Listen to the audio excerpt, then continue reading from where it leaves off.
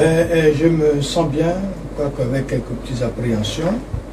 C'est vous-même que, à la veille d'une telle manifestation, d'une telle célébration, on a toujours le cœur qui s'émeut des préparatifs. Savoir si les choses sont plus ou moins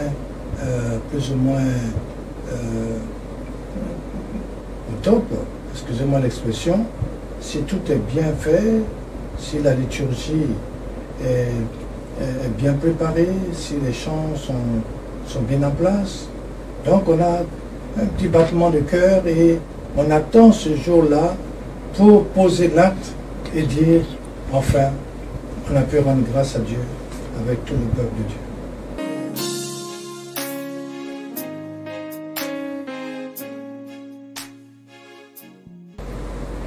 Celui qui est là à côté de moi, que vous venez de présenter comme curé de Sainte-Bernadette, en fait, c'est le petit frère, c'est le fils à mon petit frère.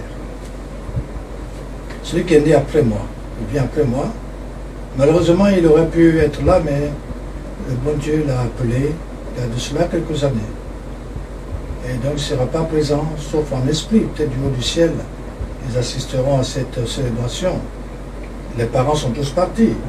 Mais je l'ai déjà dit une fois que ma vocation tient en quelque sorte à la spiritualité des parents. Une famille,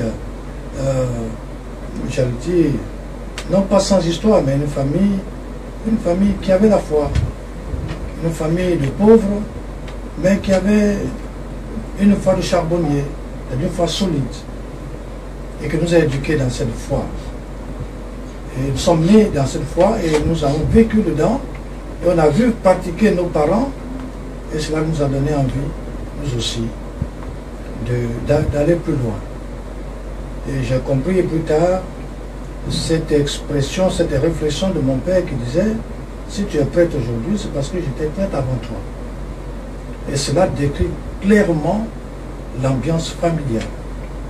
Une famille sacerdotale où chacun, depuis le papa, la maman et les enfants, avait une compréhension de la religion et du service religieux. Donc si vous voulez, le fondement même, c'est la famille. Et voilà pourquoi je voudrais dire que quand la famille n'existe pas, c'est compliqué pour un jeune homme. Du moins quand la famille biologique n'existe pas, mais s'il y a une famille, une autre famille, je vous avais dit d'adoption, qui joue le rôle, sans faux fuyant, de la famille biologique, qui par exemple n'est plus, ne vit plus, alors l'exemple des parents de cette générosité gratuite des parents pour l'enfant, cet exemple-là façonne l'enfant.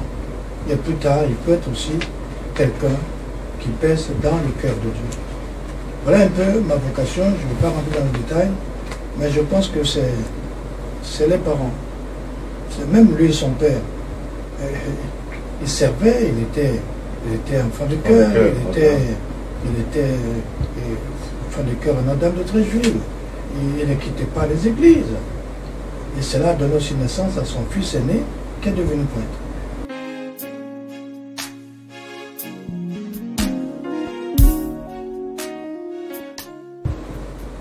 1er mai 1970. Il faut regarder dans le rétroviseur. J'ai eu le temps de revoir certaines photos, mais ce que je peux retenir, ce n'est pas la foule immense qui était là. Ils étaient très nombreux. La foule était très nombreuse. Ce n'est pas mon cousin John William, arrivé de France pour une tournée et qui a appris qu'un de ses cousins devenait prêtre, qui est venu chanter à cette messe. Mais c'est de se voir tout seul, portant comme la croix de tout un peuple. Comme Jésus lui-même a porté la croix sur ses épaules, la croix n'est-ce pas, pour le rachat de l'humanité, la croix de nos péchés, mais me voir seul là, couché, seul à genoux, et seul à recevoir l'imposition des mains de l'évêque et puis de tous les potes qui étaient là. Mais c'était une responsabilité que le Seigneur me faisait endosser. Et quand je revois cela encore, je me dis, mais est-ce que j'ai pu porter cela jusqu'à cet âge de 80 ans, presque 80 ans? Est-ce que j'ai pu porter cela pendant ces 50 ans de sacerdoce?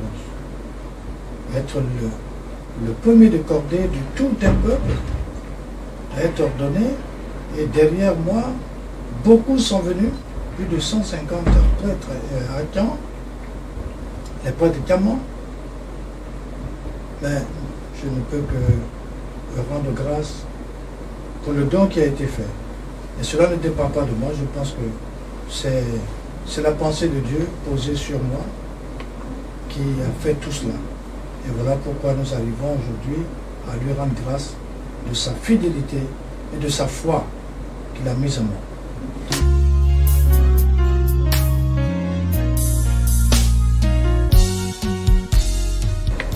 Le 1er mai, j'étais tout seul comme un mouton qu'on mène à l'abattoir. Tout seul, comme Jésus tout seul sur la croix. Enfin, Jésus encore, il avait deux. Il avait deux larrons aux côtés de lui, mais moi j'étais tout seul. Hein, être couché là et tout le monde me regardait et tout cela. Bon, c'était un frisson terrible, mais je pense qu'il a voulu les choses ainsi. Et je crois savoir aussi, parce que je ne suis pas seul de la promotion. La promotion, le dernier qui vient de mourir, c'est le père Eugène Lévry. De ma promotion, il y avait le père Paul-Émile Kwasi. De ma promotion, il y avait le père, celui de Gagnois, là, qui lui aussi est mort. Oui, c'est Célestin Yako. Mais lui est des Gagnois. Nous sommes allés à son ordination. Mais nous d'Abidjan, nous étions deux, Eugène Lévry et moi. Mais comme j'étais le premier prêtre de la race, de l'ethnie Actan, l'ethnie des Camans, Yago a voulu, excusez-moi, le cardinal Yago a voulu m'ordonner à la même date que lui, premier prêtre à Djoukoulou. Et de même à la même date que Monseigneur Kwasi, premier prêtre ivoirien. Donc c'était très symbolique. Donc il n'a pas voulu associer le père Eugène à mon ordination.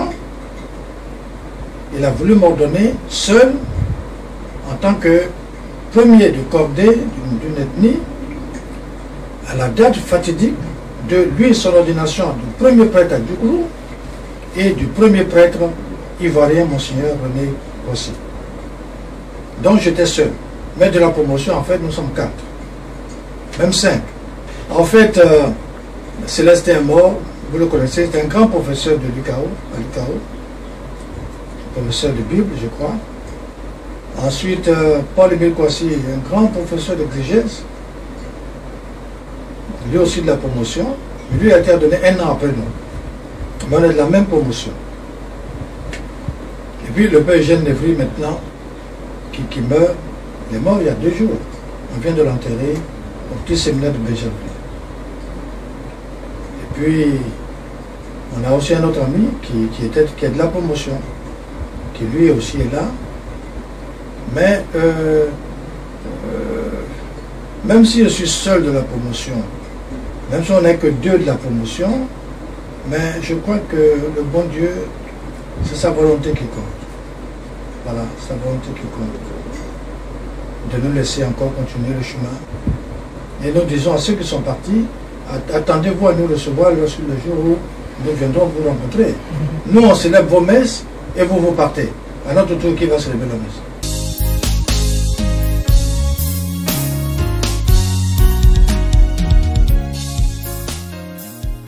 Ben, il y en a 2. Hein. Donnez-nous les 2. En 70, 1970, c'était être tout à tous.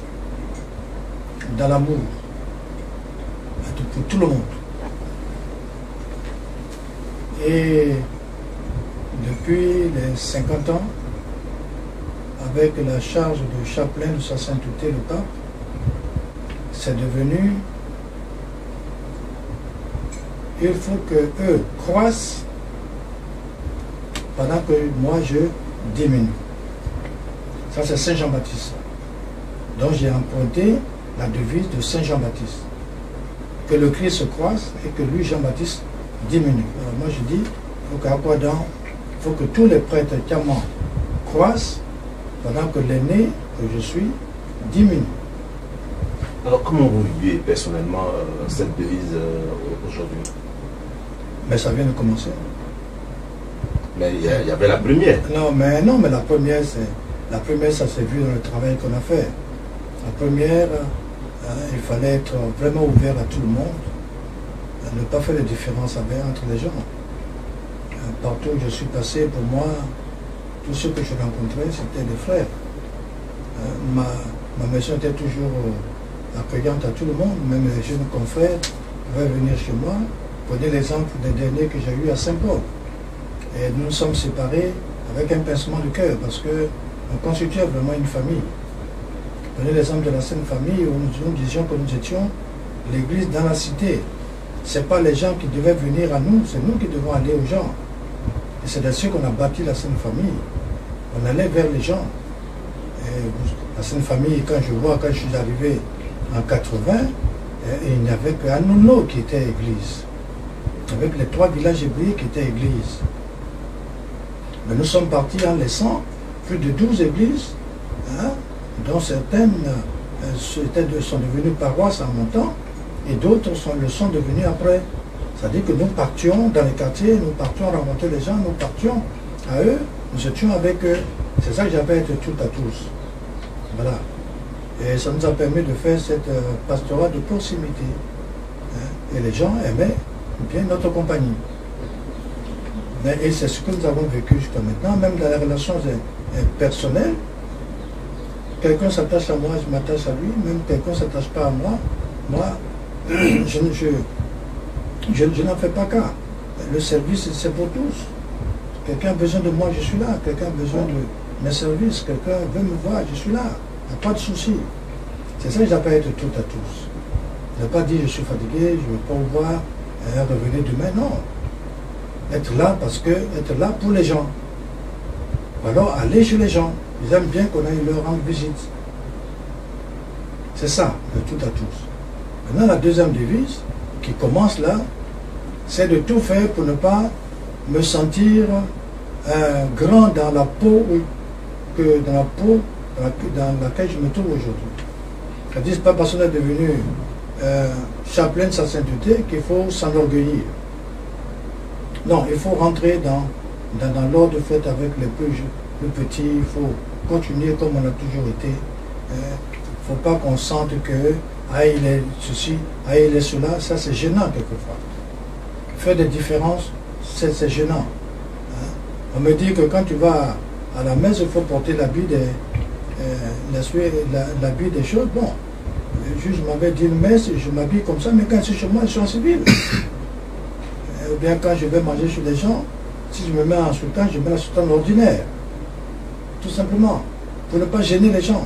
Ne pas dire, ah, mon Seigneur est là, mon Seigneur est... Non, il faut que ce soit des frères avec, tout simplement.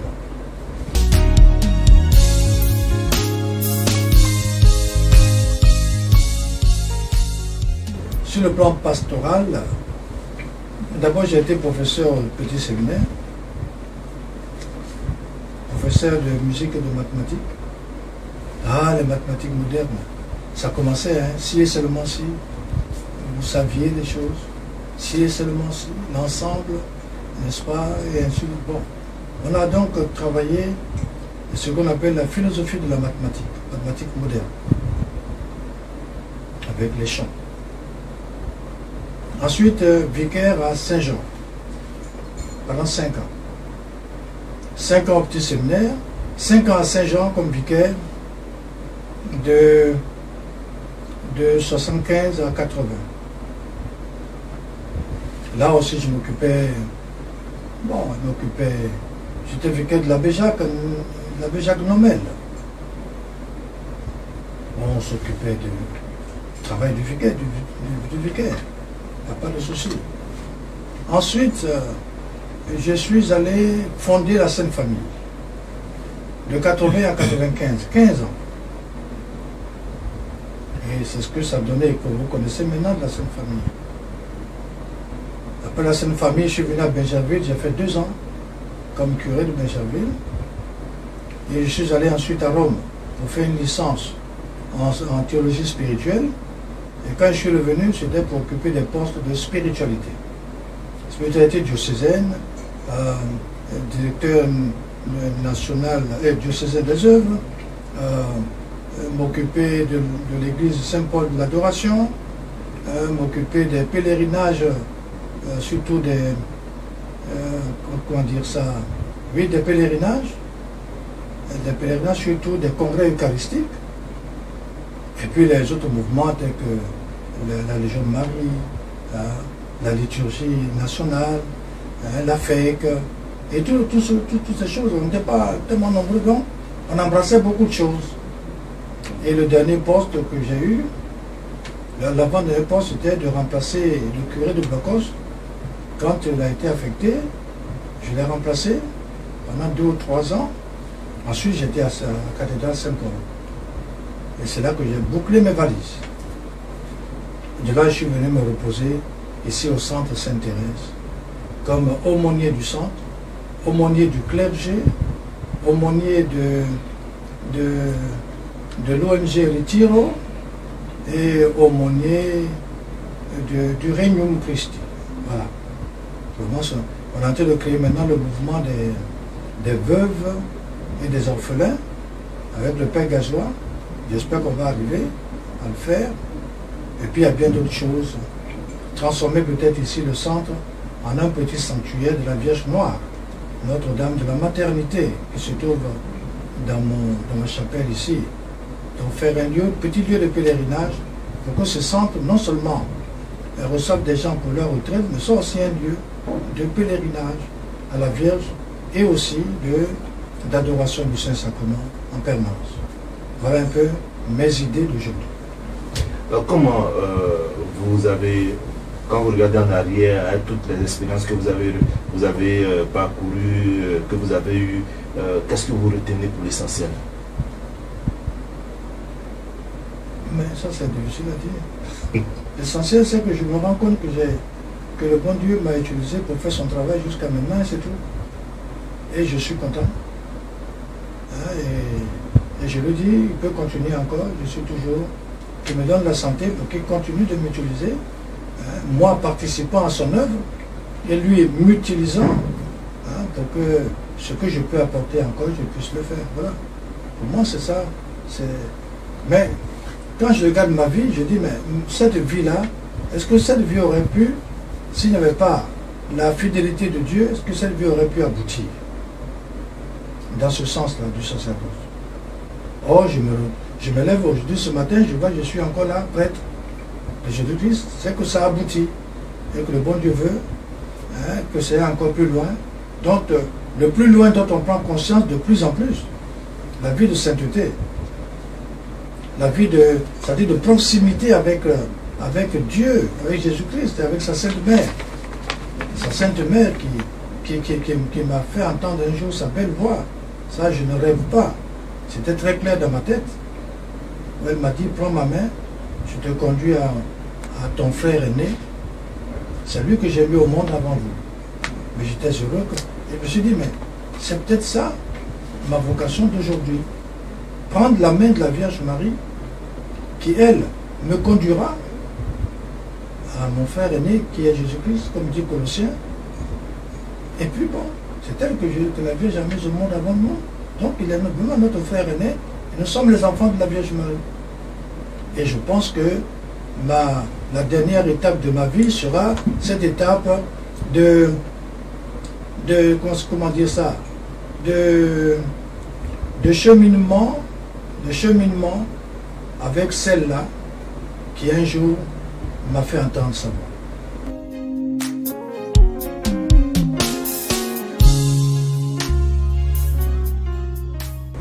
Et puisque j'étais professeur, enfin voilà comment tout a commencé. Mon père n'a jamais été à l'école. Mon père, c'est un maçon. Après, il s'est lancé dans le commerce. Il a ouvert une boutique à Trècheville. Ensuite, on est venu le chercher pour aller hériter d'un de ses oncles à Diapodoumé, 1er 17. Donc, vous voyez, maçon, commerçant et planteur. Mais pendant tout ce temps, comme il a dit qu'il était prêtre avant moi, partout où il passait, il enseignait des chants grégoriens. Ce que les missionnaires leur avaient appris par cœur, lui aussi il enseignait aux gens par cœur. Et ainsi nous sommes nés de la, n'est-ce pas, de notre père qui nous a inculqué ce goût du chant. D'ailleurs, tous mes frères aimaient le chant, même son père à lui. Il ne chantait pas bien, mais il était aussi il aimait la musique. Et mes deux autres frères qui sont là, il y en a même un qui vient s'acheter un orgue là, à la maison chez lui. Il aime bien ça, il chante, il joue. L'autre fait de la guitare. Ma nièce Huguette, elle a créé même un groupe d'animation. Elle chante. Donc c'est une famille, voilà. Alors, comme il y avait cette histoire-là en nous, ce germe-là en nous, arrivé ici au Petit Clair, moi j'ai fait mon CED, mon CE2 ici au centre Sainte-Thérèse, on appelait ça le Petit Clair. Mais on a trouvé un prêtre, le père Bernard Yago, qui a joué de l'orgue. Il a remarqué que moi je pouvais le faire. Où on apprenait la musique, le solfège, l'écriture musicale et tout le reste. Donc, ce machin naturel qui était en nous a trouvé un prêtre pour mettre ça en place. Et nécessairement, on est devenu, dans la nature même des choses, des gens qui devront pouvoir servir l'Église, puisqu'on était dans le sillage, en apportant aussi à l'Église ce qu'on a en nous. Et voilà pourquoi on a pu créer beaucoup de chants, faire chanter les séminaristes d'ici à Bégerville, faire chanter les grands séminaristes, et tout, et faire chanter les chorales dans les paroisses, hein, et animer les grandes chorales quand le pape Jean-Paul II est venu en 80, et ainsi de suite. Bon, c'est une seconde nature. Ça faisait partie de la nature, de ma nature. Même lui aussi, il chante bien. Je ne sais pas s'il joue à l'harmonium, mais il chante bien. Donc on est ainsi dans la famille. Alors on a créé beaucoup de chants. On vient de faire Pâques là. Bon, il y a beaucoup de chants. Je sais qu'il y a beaucoup de chants que les gens n'ont pas encore exécutés. Alors grâce à l'abbé Marx et puis à son équipe, l'année prochaine on va faire sortir tous les chants de Pâques. Après on fera sortir tous les chants de la Vierge Marie. Et puis ensuite on fera sortir aussi les chants de la Passion de Jésus. Et un chant que j'aimerais bien exécuter, c'est « Ô mon peuple, que t'ai-je fait? En quoi t'ai-je contristé? Réponds-moi. Ô mon peuple, que t'ai-je fait? En quoi t'ai-je contristé? Réponds-moi. En quoi t'ai-je contristé? » Quand ce CD sortira, je crois que ça aidera les gens à bien vivre la passion de Christ. Il y a beaucoup de chants comme ça, mais qui ne sont pas sûrs parce que nous, en ce moment-là, on écrivait la musique, on écrivait les chants pour l'Église. On ne se préoccupait pas de savoir si ça va s'acheter, ou on donnait les papiers. Or, maintenant, les gens ont besoin de support. Alors, on a tout de reprendre tous ces chants pour les mettre sur un support, pour que ça ne se perde pas. Parce qu'il semble que les musiciens d'aujourd'hui ne savent plus lire la musique. Ils ont beau voir une partition musicale avec des notes, mais ils vont déchiffrer autrement, ils vont lire autrement les notes et chanter ce qu'ils veulent. Mais s'il y a un support musical tel que un CD ou autre là, bon, ça pourra faire du bien. Et c'est à ce travail-là que mon jeune frère et fils en même temps, le père Marx Aïfa, s'attelle pour les années à venir.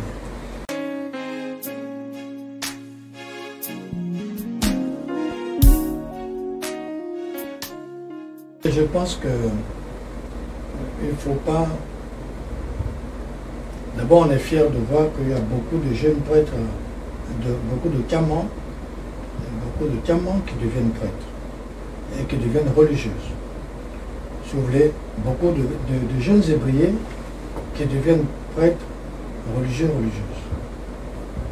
On en est, je crois, aujourd'hui, c'est pas 120, 150, un peu plus même, parce qu'il y a beaucoup de religieux. Il y a à La Réunion, il y avait de nouvelles têtes qu'on voyait qui venaient d'autres congrégations. Mais,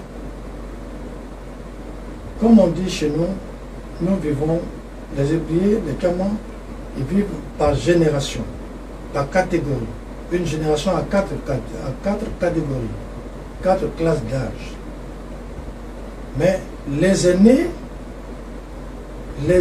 conduisent, c'est-à-dire veillent sur les nouvelles générations qui montent. Et pour veiller sur, il faut être présent à leur manifestation. Il faut être là, tout simplement, à leur manifestation, à leur rencontre. Et quand on n'est pas là, c'est comme s'ils n'avaient pas de soutien. C'est comme si c'est une génération spontanée qui n'a pas de racines. Donc, nous, l'abbé Ramon Koutoua et moi, le père, qu'on s'appelle le père Basile Bangbo et moi, nous nous efforçons d'être là chaque fois qu'il y a une manifestation qui regroupe nos frères et sœurs qui sont... Et quand ils nous voient, ça leur donne aussi envie de continuer. C'est tout ce qu'on peut faire.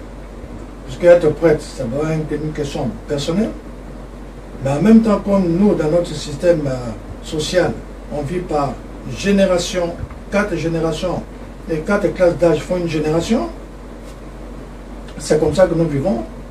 Alors, les vieux, nous avons au niveau des camans, moi, ma génération a déjà fini d'être chef.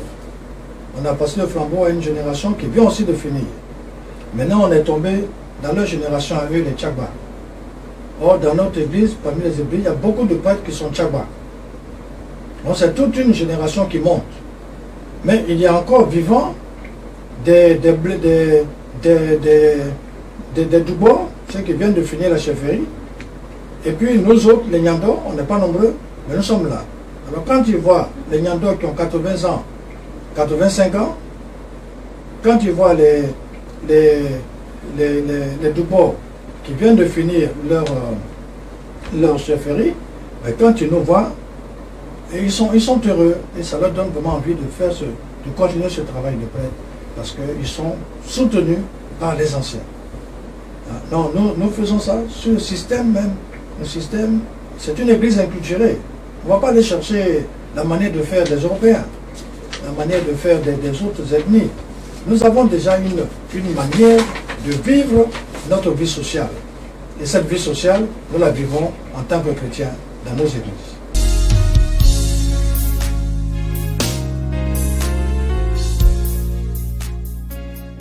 Bien, le 1er mai 2021, ce sera un grand jour, le jour du jubilé d'or sacerdotal, jubilé d'or de Monseigneur Jean-Baptiste Akwada, premier prêtre en pays ébrié. Et donc, avec Monseigneur, nous allons, dans un premier temps, dire merci à Dieu. C'est une vaste action de grâce au Seigneur pour l'appel reçu en tant que prêtre de Jésus-Christ. Nous voulons donc ce jour-là, au cours d'une grande messe d'action de grâce, célébrer ce jubilé sacerdotal pour dire merci à Dieu et avec le peuple de Dieu. Le peuple de Dieu en pays Achan, avec le peuple de Dieu partout où Monseigneur a exercé le ministère sacerdotal. Et il vous l'a souligné, tout son parcours de prêtre en tant que vicaire, curé, aumônier. Alors ce jour-là, Monseigneur attend les fidèles chrétiens en peuple ébrié d'abord, parce que c'est au village de Sangonté, Carrefour Jacquesville, et il sera très heureux de recevoir tous ses fidèles autour de lui pour cette messe d'action de grâce. Alors le samedi 1er mai 2021, je vous donne le programme rapidement. De 8h30 à 9h25, c'est l'accueil et l'installation des invités au sein du village de Songonté, route de Dabo, précisément au carrefour Jacquesville. Donc accueil et installation des invités de 8h30 à 9h25. À 9h30, début de la messe qui sera célébrée, présidée par Monseigneur Jean-Baptiste Akouadan, entouré de nos seigneurs, des évêques, des prêtres, religieux, religieuses et les fidèles chrétiens qui viendront massivement ce jour-là. Et à 13h, c'est le déjeuner juste après la messe. Et à 15h, il y aura l'animation populaire dans les rues et artères du village. Alors que Monseigneur, par ma voix, invite les fidèles des différentes paroisses où il a exercé son ministère, ses amis et connaissances. Monseigneur invite tout le monde pour la grande célébration. Voilà ce que je peux dire concernant l'organisation de la fête. Une fête liturgique et également les festivités qui vont tourner après la messe, le repas, la fanfare, comme ça se fait en pays ébrié. L'après-midi, il y a vraiment l'animation populaire dans les rues du village. Le dimanche, ce sera également une action de grâce avec le village de Songon, voilà, qui est aussi un village centenaire. Ça fait 100 ans que les missionnaires ont annoncé l'évangile dans le village de Songonté. Donc nous sommes également dans le centenaire également de l'église, la chapelle Saint-Michel de Songon. Et donc dimanche, ce sera également la fête avec la chapelle Saint-Michel de Songon. Et le lundi, les prêtres ébriés, voilà, également se retrouveront autour de Monseigneur le lundi, comme c'est la tradition, pour célébrer la messe en ébrié. La liturgie sera entièrement, la messe se fera entièrement en ébrié, et Monseigneur atteint également tous les prêtres ébriés pour cette messe du lundi. Voici grosso modo le programme de ce jubilé. Nous, on y sera déjà la veille au soir, le vendredi pour la mise en place, la logistique, tout ce qu'il faut pour l'organisation de la fête. Déjà vendredi soir, le comité d'organisation sera présent et puis samedi, la fête commence. Pour cette grande fête, nous avons créé des commissions, comme toute organisation, comme toute grande célébration. Nous avons plusieurs commissions qui se sont rencontrées, on continue de se rencontrer pour que cette fête-là se déroule dans de meilleures conditions avec la bénédiction de Dieu. Donc à ce niveau, les choses vont très bien et nous pensons que avec une telle organisation, nous allons réserver à Monseigneur une très belle fête. Des bonnes questions, vous savez que le village se situe sur la route de Dabo, avec les embouteillages que nous connaissons sur cette route.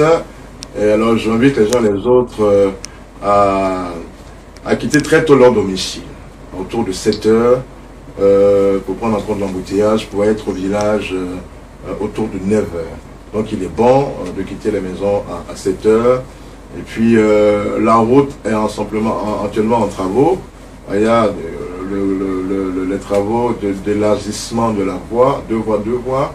Donc j'invite les uns et les autres à quitter tôt, prudents sur la route, et pour que nous serons tous là à 8 heures, les installer et commencer la messe à l'heure à 9h30. Sur le village, il y aura des parkings, il y aura la sécurité, toutes les dispositions sont prises pour que la sécurité des uns et des autres soit assurée. Et également, j'invite les uns et les autres à ne pas oublier leur cache-nez. C'est très important, c'est les consignes que nous connaissons, voilà, les cache-nez, également pour que tout se passe dans les meilleures conditions. D'abord, j'invite les fidèles chrétiens à la prière. C'est très important, Monseigneur a besoin de prière, c'est important pour sa personne, dit merci à Dieu pour ce jubilé d'or, 50 ans, plus 1. Nous sommes la 51e année. Voilà, dit merci à Dieu, beaucoup prié pour sa santé, pour que ce jour-là, il soit en très bonne santé, pour rendre grâce à Dieu avec tout le peuple de Dieu. Donc c'est d'abord la prière, et puis de respecter les consignes que nous connaissons en cette période difficile. Voilà, le cache-nez, le lavage des mains, Nous, au niveau du village, nous prendrons toutes les dispositions pour que tout se passe bien. Et je pense qu'avec le secours de la grâce de Dieu, avec la prière, cette fête sera une très belle fête d'action de grâce rendue à Dieu pour ce jubilé d'or. On serre facilement les mains des gens. On dit de ne pas serrer la main, mais certaines personnes vous connaissent, ils veulent vous saluer et tendre la main. Bon, quand on a serré la main, vous voilà discrètement après. Tout simplement, c'est une question de discrétion et de savoir-vivre. Je pense qu'en faisant ça, il n'y aura pas de problème. D'autre part, j'aurais bien voulu que ceux qui sont nés, les chrétiens de cette paroisse que j'ai fondée, ou que j'ai servi, et qui sont nés le 1er mai, un 1er mai, mais c'est leur anniversaire. Et on avait voulu que toutes ces personnes, n'est-ce pas, s'inscrivent et viennent à la fête. On ne peut pas envoyer des cartes à tout le monde, mais si quelqu'un vient parce qu'il est né un 1er mai, lui il a été ordonné aussi, je crois, un 1er mai. Dans le 1er juin. Lui, c'est un 1er juin. Il y en a qui sont nés en mai, surtout le 1er mai, mais ce serait bien de venir partager la fête avec nous. Et non seulement cela, j'avais voulu aussi que les personnes que j'ai baptisées, soit bébés, soit grandes personnes, les personnes que j'ai mariées, mais tout ce monde-là se sentent un peu comme concernés par la fête et qu'ils viennent rendre grâce, eux aussi, qu'on puisse leur donner une bénédiction spéciale. Donc j'ajoute ça, parce que c'est pas certain qu'on puisse... puis il y a ce qu'on appelle les filleuls, hein, tous ceux qui se reconnaissent comme étant mes enfants spirituels, hein, il ne faut pas qu'ils hésitent à venir. À venir, se signaleront. Le comité est là pour les recevoir, tout simplement, pour leur faire la fête aussi avec eux. Maintenant, une chose que je voudrais ajouter à propos de cette manifestation, il s'agit de la célébration. D'abord, avant la célébration, il y a 3 documents qui sont produits. Il y a le document du cérémonial, la manière dont la messe va se dérouler. C'est un document qui sera mis à disposition de tout le monde. Pour autant qu'on puisse, qu'il y en ait assez pour tout le monde, je crois que ça sera vendu, je pense que c'est 1000 francs. Il y aura un autre document sous enveloppe qui sera distribué à tous. Parce que l'état dans l'église dans laquelle on va célébrer, c'est une église inachevée.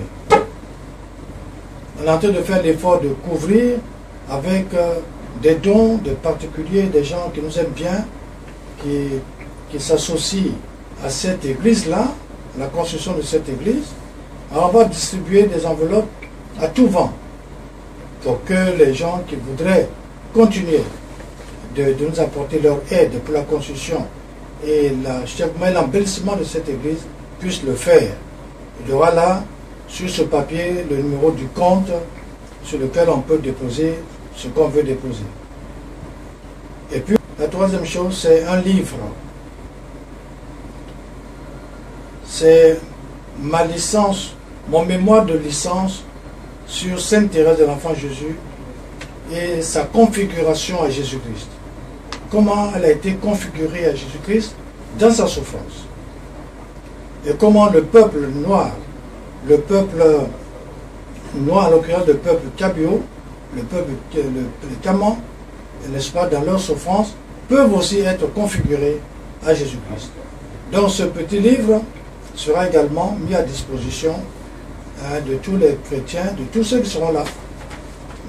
Quand ce sera, je ne sais pas, 2000, 3000 francs, je sais pas, ça sera le prix que fera l'éditeur. Alors, concernant le cérémonial, vous allez assister à une messe que nous avions déjà célébrée en son temps lors des 25 ans du grand séminaire d'Anyama. Une équipe de prêtres a réfléchi à l'inculturation de la célébration de la messe. quand on dit inculturation, c'est-à-dire comment célébrer la messe, la messe latine avec des apports africains. Comment faire parler les différents éléments de la messe à travers notre conception africaine, n'est-ce pas, de la liturgie. Et nous avions célébré cela au grand séminaire. Et c'est cette célébration-là qui va être... c'est cette messe-là qui va être célébrée, hein, la messe africaine va être célébrée ce jour-là. Mais comment ça va se passer? En fait, j'avais déjà présenté, j'ai présenté cette messe-là à Rome, et à Rome on m'a dit, mais le Vatican a déjà donné une messe, un rite aux Africains. Pourquoi nous, en Côte d'Ivoire, on veut encore un autre rite? Mais on s'est rendu compte que le rite dont il parle, c'est exactement le même que ce que nous avons célébré pour le grand séminaire. L'autre s'appelle le rite zaïrois. Le rite, n'est-ce pas, zaïrois, et nous, c'est le rite africain. Mais quand on regarde les deux rites, c'est les mêmes dispositions, sauf que là-bas, au Zaïre, dans leurs vêtements, dans les instruments qu'ils portent, bon, ça c'est un peu, ça c'est très inculturé. Et le Saint-Père François vient de célébrer cette même messe avec la communauté du Zaïre, hein, à Rome, il n'y a pas longtemps de cela. Alors je me dis, mais, j'ai dit à notre évêque, voilà, c'est exactement la même messe que nous allons aussi célébrer ici, ce jour-là. Et comment ça s'articule? En gros, on arrive, on salue les gens, on fait les annonces, on fait l'invocation des saints, les litanies des saints, qu'on appelle les litanies des saints et des ancêtres au cœur droit. Parce qu'il n'y a pas que les saints qui ont été canonisés qui sont au ciel. Il y a bien tous ceux qui aiment le Dieu, qui aiment Jésus-Christ, et qui sont aussi au ciel, mais qu'on ne connaît pas. Il y a aussi nos chrétiens, nous, qui sont morts, mais qui ont vécu la foi chrétienne de façon héroïque, mais qui sont au ciel. Il y en a qui sont passés du purgatoire au ciel, mais qu'on ne connaît pas. Alors on les appelle les ancêtres au cœur droit. Dans la Bible, on a ajouté un cœur droit et léger. Voilà. Donc il y aura la litanie des saints qui va introduire, et après la litanie des saints, c'est la prière d'ouverture et les lectures. C'est après les lectures, après l'homélie, qui va nous faire prendre conscience de notre vie chrétienne à partir de ces lectures-là, que nous allons demander pardon, parce qu'on va se rendre compte que, certes, nous sommes tous là, mais on est tous de pauvres pécheurs. La preuve de la parole de Dieu qui vient d'être dite, ben nous sommes très très loin de la vivre nous-mêmes. Alors ce sera la partie pénitentiaire. Donc si vous voulez, au lieu de faire la partie pénitentiaire au début de la messe, on l'a fait après l'homélie. Voilà les deux changements. Hein. Il y aura quelques éléments d'africanisation. Hein. L'évangile sera porté dans une pirogue. Parce que les premiers chrétiens sont allés en pirogue se faire baptiser à Saint-Paul et sont revenus en pirogue, avec la parole de Dieu, avec la croix. On va donc signifier cela aussi avec ces petits symboles-là. Mais je ne peux pas tout dire. Il vaut mieux que vous soyez là pour découvrir par vous-même la réalité de l'inculturation de notre liturgie, pour voir que la liturgie, ça parle. Ça dit quelque chose aux gens. On n'est pas là simplement, mais on est pas là, on loue Dieu, mais on loue Dieu avec tout notre être, avec tout notre art. Voilà. C'est ce à quoi nous vous invitons tous ce jour-là. Maintenant, troisièmement, il y a des cartes qui ont été distribuées, mais tout le monde ne peut pas avoir de carte. Il y a des gens qu'on appelle, ils viennent chercher une carte. Il y a des groupes aussi qui reçoivent une carte pour leur groupe.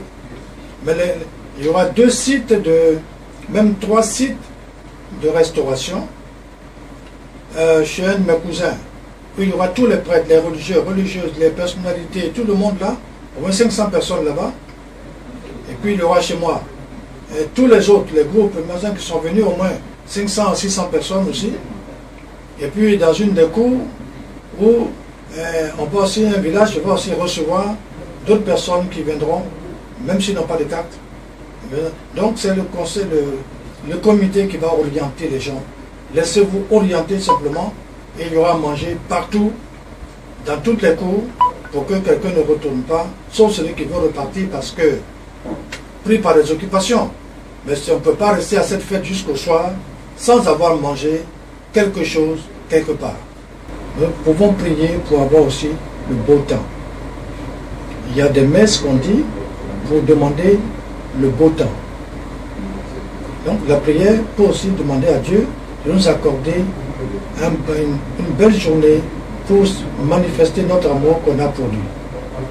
Donc c'est cela d'abord. Tous ceux qui vont venir, ils pourraient peut-être dire une dizaine de chapelets pour cette manifestation-là, pour que la journée se passe bien.